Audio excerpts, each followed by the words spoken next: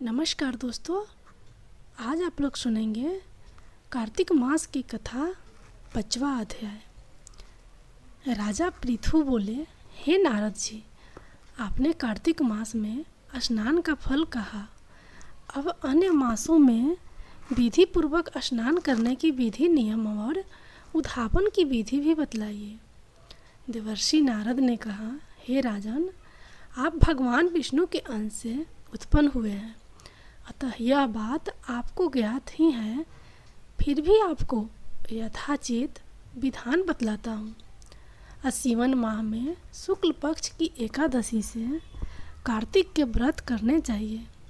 ब्रह्मा मुहूर्त में उठकर जल का पात्र लेकर गांव से बाहर पूर्व अथवा उत्तर दिशा में जाना चाहिए। उसके बाद जो मनुष्य मुख शुद्धि नहीं करता, उसे किसी भी मंत्र का फल प्राप्त नहीं होता है। अतः दांत और जीभ को पूर्ण रूप से शुद्ध करना चाहिए और निम्नलिखित मंत्र का उच्चारण करते हुए दातुन तोड़नी चाहिए। हे वनस्पति, आप मुझे आयु, कीर्ति, तेज, प्रज्ञा, पशु संपत्ति, महाज्ञान, बुद्धि और विद्या प्रदान करो। इस प्रकार उच्चारण करके वृक्ष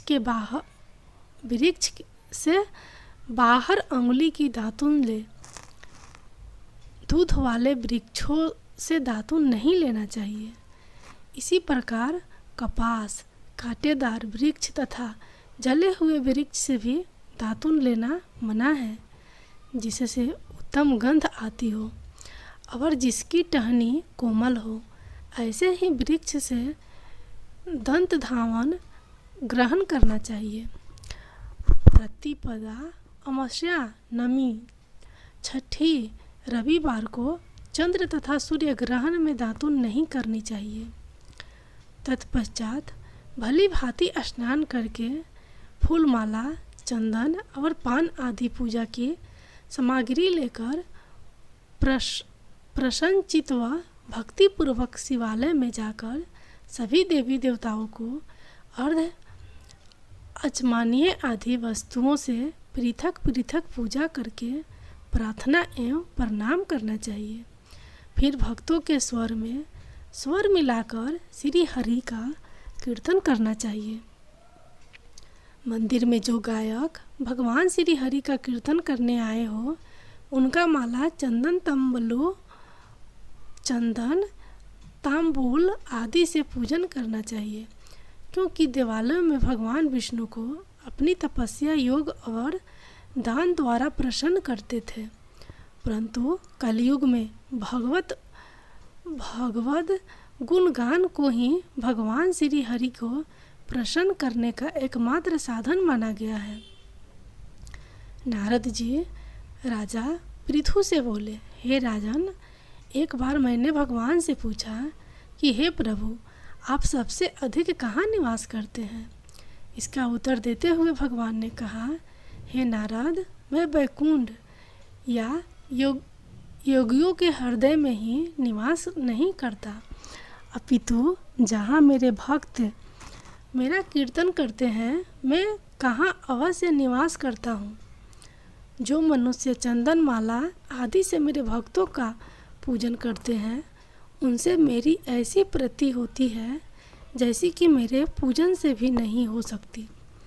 नारद जी ने फिर कहा, शिरीष, धतूरा, गिरजा, चमेली, केसर, कंधार और कटहल के फूलों व चावलों से भगवान विष्णु की पूजा नहीं करनी चाहिए। अड़हल, कंद, गिरीश, जूही, मालती और केवड़ों के पुष्प से भगवान शंकर की पूजा नहीं करनी चाहिए।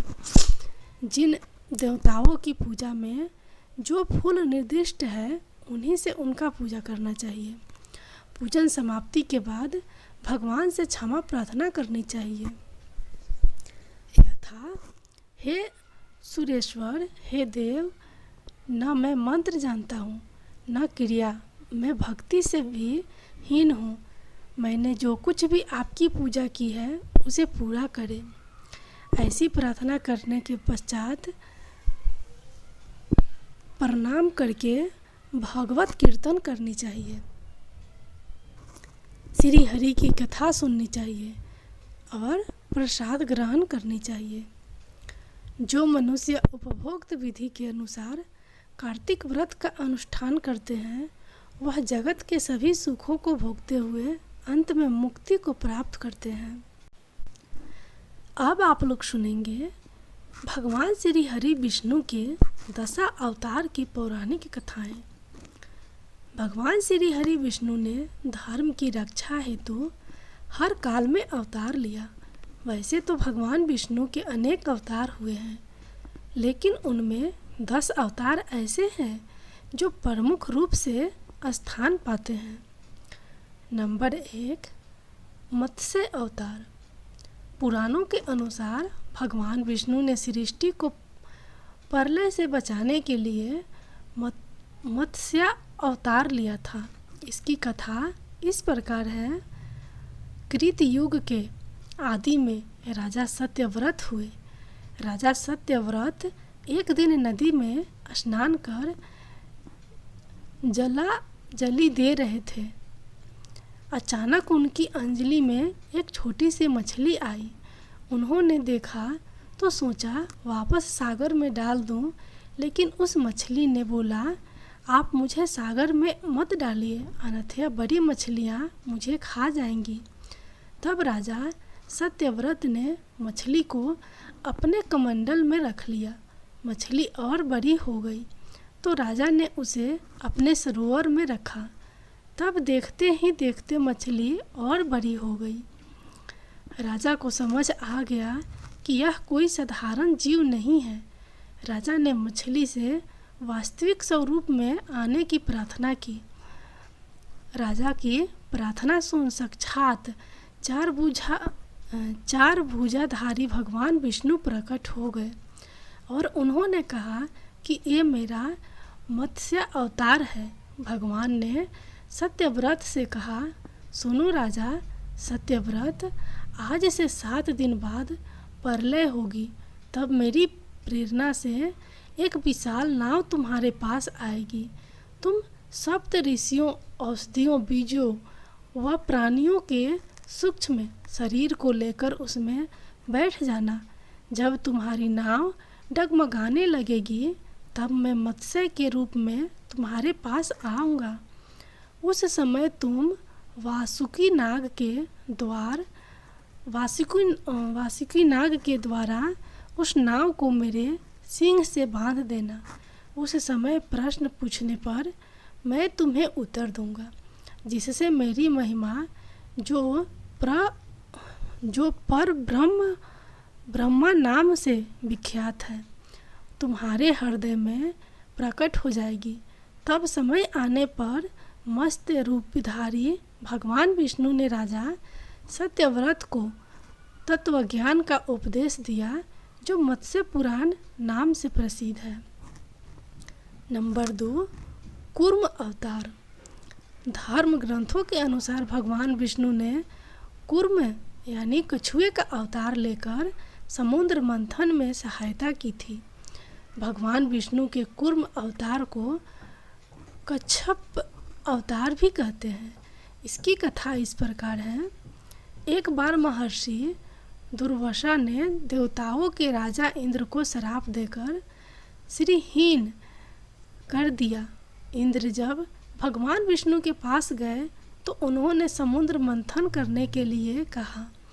तब इंद्र भगवान विष्णु के कहे अनुसार दैत्यों के देवताओं के साथ मिलकर समुद्र मंथन करने के लिए तैयार हो गए। समुद्र मंथन करने के लिए मंदराचल पर्वत को मथानी एवं नागराज वासुकी को नेति बनाया गया। देवताओं और दैत्यों ने अपना मतभेद भुलाकर मंदराचल को उखाड़ा और उसे समुद्र की ओर ले चले, लेकिन वे उसे अधिक दूर तक नहीं ले जा सके। तब भगवान विष्णु ने मंदराचल को समुद्र तट पर रख दिया। देवता और दैत्यों ने मंदराचल को समुद्र में डालकर नागराज वासुकी को नेति बनाया। किंतु मंदराचल के नीचे कोई आधार नहीं होने के कारण वह समुद्र में डूबने लगा। यह देखकर भगवान विष्णु विशाल कूर्म कछुए का रूप धारण कर समुद्र में मंदराचल के आधार बन गए। भगवान कूर्म की विशाल पीठ पर मंदराचल तेजी से घूमने लगा और इस प्रकार समुद्र मंथन संपन्न हुआ। तीसरा अवतार वराह अवतार। धर्म ग्रंथों के अनुसार भगवान विष्णु ने दूसरा अवतार वराह रूप में लिया था। वराह अवतार से जुड़ी कथा इस प्रकार है। पुरातन समय में दैत्य हिरण्याक्ष ने जब पृथ्वी को ले जाकर समुद्र में छिपा दिया, तब ब्रह्मा की नाक से भगवान विष्णु वराह रूप से प्रकट हुए। भगवान विष्णु के इस रूप को देखकर सभी देवताओं व ऋषियों मुनियों ने उनकी स्तुति की। सबके आग्रह पर भगवान वराह ने पृथ्वी को ढूंढा प्रारंभ किया। अपने थूथुनी की सहायता से उन्होंने पृथ्वी का पता लगा लिया और समुद्र के अंदर जाकर अपने दांतों पर रखकर वे पृथ्वी को बाहर ले आए। जब हिरण्याक्ष दैत्य ने यह देखा तो उसने भगवान विष्णु के वराह रूप को युद्ध के लिए ललकारा। दोनों में भीषण युद्ध हुआ। अंत में भगवान वराह ने हिरण्याक्ष का वध कर दिया। इसके बाद भगवान वराह ने अपने खुरों से जल को संतवित कर उस पृथ्वी को स्थापित कर दिया। चौथा अवतार भगवान नृसिंह। भगवान विष्णु ने नृसिंह का अवतार लेकर दैत्यों के राजा हिरण्यकशिपु का वध किया था। इस अवतार की कथा धर्म ग्रंथों के अनुसार दैत्यों का राजा हिरण्यकशिपु स्वयं को भगवान से भी अधिक बलवान मानता था। उसे मनुष्य, देवता, पक्षी, पशु न दिन में न रात में, न धरती पर न आकाश में, न अस्त्र से न शस्त्र से मरने का वरदान प्राप्त था।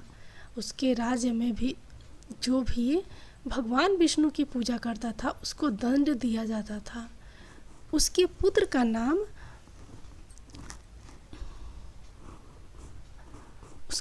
का नाम प्रहलाद था।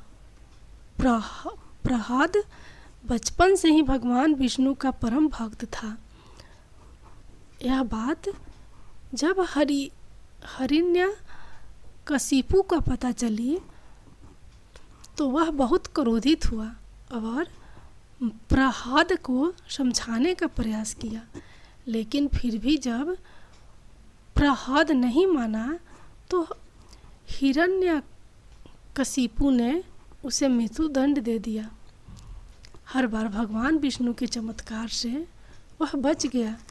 हिरण्यकशिपु की बहन होलिका, जिसे अग्नि से न जलने का वरदान प्राप्त था, वह प्रहलाद को लेकर धधकती हुई अग्नि में बैठ गई। तब भी भगवान विष्णु की कृपा से प्रहलाद बच गया और होलिका जल गई।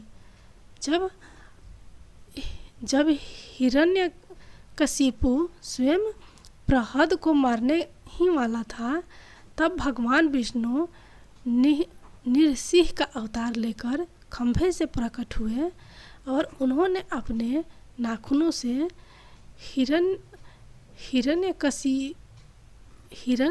हिरण्यकशिपु का वध कर दिया। पांचवा अवतार वामन अवतार। सतयुग में प्रहलाद के पौत्र दैत्यराज बलि ने स्वर्ग लोक पर अधिकार कर लिया। सभी देवता इस विपत्ति से बचने के लिए भगवान विष्णु के पास गए। तब भगवान विष्णु ने कहा कि मैं स्वयं देव माता अदिति के गर्भ से उत्पन्न होकर तुम्हें स्वर्ग का राज दिलाऊंगा। कुछ समय पश्चात भगवान विष्णु ने वामन अवतार लिया। एक बार जब बलि महान यज्ञ कर रहा था तब भगवान वामन बलि की यज्ञशाला में गए और राजा बलि से 3 पग धरती दान में मांगी। राजा बलि के गुरु शुक्राचार्य भगवान की लीला समझ गए और उन्होंने बलि को दान देने से मना कर दिया। लेकिन बलि ने फिर भी भगवान वामन को 3 पग धरती दान देने का संकल्प ले लिया। भगवान वामन ने विशाल रूप धारण कर एक पग में धरती और दूसरे पग में स्वर्ग लोक नाप लिया। जब तीसरा पग रखने के लिए कोई स्थान नहीं बचा तो बलि ने भगवान वामन को अपने सिर पर पग रखने का कहा। बलि के सिर पर पग रखने से वह सूतल लोक पहुंच गया। बलि की दानवीरता देखकर भगवान ने उसे सूतल लोक का स्वामी भी बना दिया। इस तरह भगवान वामन ने देवताओं की सहायता कर उन्हें स्वर्ग पुनः लौटाया। छठा अवतार श्री राम अवतार। त्रेता युग में राक्षस राज रावण का बहुत आतंक था। उससे देवता भी डरते थे। उसके वध के लिए भगवान विष्णु ने राजा दशरथ के यहाँ माता कौशल्या के गर्भ से पुत्र रूप में जन्म लिया। इस अवतार में भगवान विष्णु ने अनेक राक्षसों का वध किया और मर्यादा का पालन करते हुए अपना जीवन यापन किया। पिता के कहने पर वनवास गए। वनवास भोगते समय राक्षस राज रावण उनकी पत्नी सीता का हरण कर ले गया। सीता की खोज में भगवान लंका पहुँचे। वहाँ भगवान श्री राम और रावण का घोर युद्ध जिसमें रावण मारा गया। इस प्रकार भगवान विष्णु ने राम अवतार लेकर देवताओं को भय मुक्त किया। 7वां अवतार श्री कृष्ण अवतार। द्वापर युग में भगवान विष्णु ने श्री कृष्ण अवतार लेकर अधर्मियों का नाश किया। भगवान श्री कृष्ण का जन्म कारागार में हुआ था। इनके पिता का नाम वासुदेव और माता का नाम देवकी था। भगवान श्री कृष्ण ने इस अवतार में अनेक चमत्कार किए और दुष्टों का सर्वनाश किया। कंस का वध भी भगवान श्री कृष्ण ने ही किया। महाभारत के युद्ध में अर्जुन के सारथी बने और दुनिया को गीता का ज्ञान दिया। धर्मराज युधिष्ठिर को राजा बनाकर धर्म की स्थापना की। भगवान विष्णु का ये अवतार सभी अवतारों से सबसे श्रेष्ठ माना जाता है। 8वां अवतार परशुराम अवतार। हिंदू धर्म ग्रंथों के अनुसार परशुराम भगवान विष्णु के प्रमुख अवतारों में से एक थे। भगवान परशुराम के जन्म के संबंध में 2 कथाएं प्रचलित हैं। हरि वंश पुराण के अनुसार उन्हीं में से एक कथा इस प्रकार है। प्राचीन समय में महिष्मती नगरी पर शक्तिशाली वंशी क्षत्रिय कर्तवीर अर्जुन सहस्त्र बाहु का शासन था। वह बहुत अभिमानी था और अत्याचारी भी।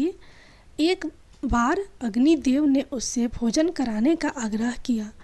तब सहस्त्रबाहु ने घमंड में आकर कहा कि आप जहाँ से चाहे भोजन प्राप्त कर सकते हैं, सभी ओर मेरा ही राज है। तब अग्निदेव ने वनों को जलाना शुरू किया। एक वन में ऋषि आप तपस्या कर रहे थे। अग्नि ने उनके आश्रम को भी जला डाला। इससे क्रोधित होकर ऋषि ने सहस्त्रबाहु को श्राप दिया कि भगवान विष्णु परशुराम के रूप में जन्म लेंगे और न सिर्फ सहस्त्रबाहु का नहीं बल्कि समस्त क्षत्रियों का सर्वनाश करेंगे। इस प्रकार भगवान विष्णु ने वागर्व कुल में महर्षि जमदग्नि के 5वें पुत्र के रूप में जन्म लिया।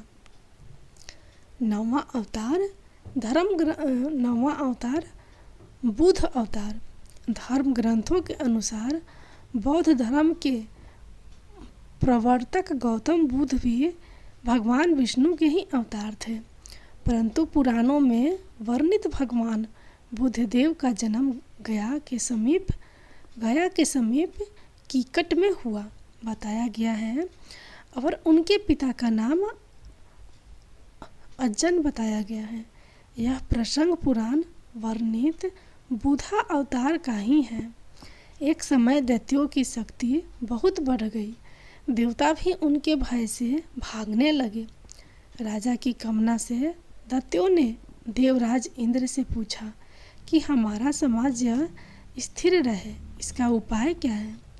तब इंद्र ने शुद्ध भाव से बताया कि सुशिखर शासन के लिए यज्ञ एवं वेद विहित आचरण आवश्यक है। तब दैत्य वैदिक आचरण एवं महायज्ञ करने लगे, जिससे उनकी शक्ति और बढ़ने लगी। तब सभी देवता भगवान विष्णु के पास गए। तब भगवान विष्णु ने देवताओं के हित के लिए बुद्ध का रूप धारण किया। उनके हाथ में मार्जनी थी और वे मार्ग को बुहारते हुए चलते थे। इस प्रकार भगवान बुद्ध दैत्यों के पास पहुँचे और उन्हें उपदेश दिया कि यज्ञ करना पाप है, यज्ञ से जीव हिंसा होती है, यज्ञ की अग्नि से कितने ही प्राणी भस्म हो जाते हैं। भगवान बुद्ध ने उपदेश से दैत्य प्रभावित हुए। उन्होंने यज्ञ व वैदिक आचरण करना छोड़ दिया। इसके कारण उनकी शक्ति कम हो गई और देवताओं ने उन पर हमला कर अपना राज्य पुनः प्राप्त कर लिया। 10वां अवतार कलिक अवतार। धर्म ग्रंथों के अनुसार भगवान विष्णु कलयुग में कलिक रूप में अवतार लेंगे। कलिक अवतार कलयुग व सतयुग के संधि काल में होगा।